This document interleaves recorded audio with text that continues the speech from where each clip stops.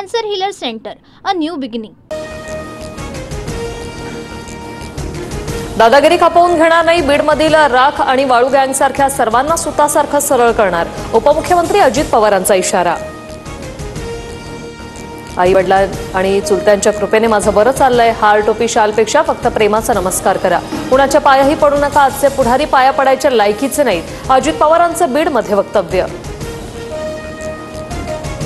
मी एक राजपत्रित अधिकारी. सुरेश धसांनी केलेल्या आरोपांवर आयुक्तांची परवानगी घेऊन बोलेन. सुरेश धसांनी आरोप केलेले कृषी अधिकारी किरण जाधव यांची TV9 मराठीला प्रतिक्रिया.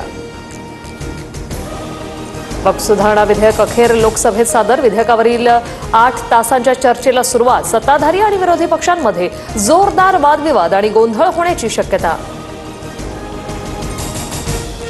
हा फक्त संपत्तीच्या नियोजनाचा विषय. रेल्वे आणि लष्कराची जागा देशाची जागा असते. मग वक्फची जागा खाजगी असू शकत नाही. केंद्रीय मंत्री किरेन रिजिजूंचं सभागृहात म्हणणं. रिजिजूंच्या भाषणावेळी विरोधकांचा गोंधळ.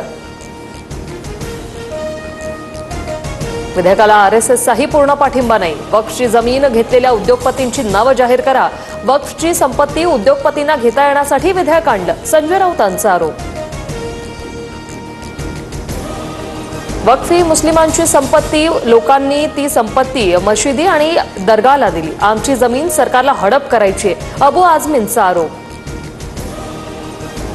वक्फ बोर्डावर बिगर मुस्लिम व्यक्तीची नेमणूक नको. या अटीवर चंद्रबाबू नायडूंचा वक्फ सुधारणा विधेयकाला पाठिंबा.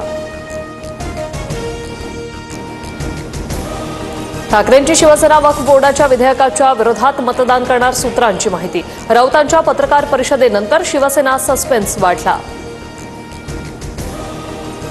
वक्फ सुधारणा विधेयकाला ठाकरेंनी समर्थन द्यावं. ठाकरे विरोधात गेले तर राहिलेले कार्यकर्तेही त्यांना सोडतील.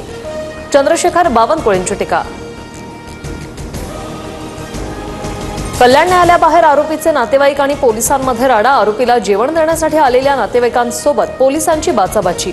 पोलिसांकडून मारहाण झाल्याचा नातेवाईकांचा आरोप. मध्य महाराष्ट्र, विदर्भ आणि मराठवाड्यात आज गारपिटीची शक्यता. तर काल मराठवाडा, विदर्भासह पश्चिम महाराष्ट्रात अवकाळी पाऊस. अवकाळी पावसामुळे शेतीचं मोठं नुकसान. पाकिस्तानी अभिनेता फवाद खानचा अबीर गुलाल चित्रपट भारतात प्रदर्शित होऊ देणार नाही.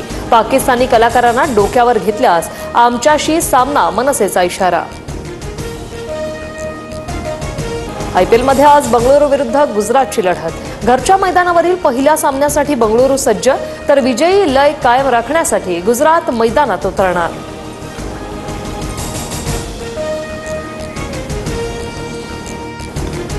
Cancer Healer Center, a new beginning.